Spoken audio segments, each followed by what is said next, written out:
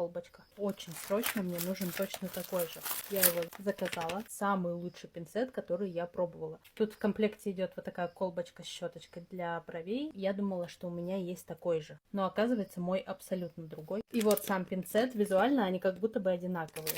Я их постоянно теряю, при этом я пользуюсь пинцетом каждый день. Как только в свободную минуту увеличительное зеркало попало в руки, так я тут же беру пинцет, начинаю щипать брови. Вот здесь у меня обычно волосок какой-нибудь лезет. Вот мой пинцет, который у меня был. И вот, который я заказала. Кажется, что они одинаковые, но этот прям тяжелый, тугой, а этот легкий и очень круто заточенный. Видно, да, насколько толстые вот эти грани и насколько тонкие вот эти. Он цепляет даже прям самые-самые маленькие волоски. Камера, передавай давай. Короче, хотите верьте, хотите нет, но я была бы благодарна, если бы мне кто-то посоветовал крутой пинцет, потому что у меня с ними постоянная проблема. Вот у него в комплекте вот такая вот штучка силиконовая.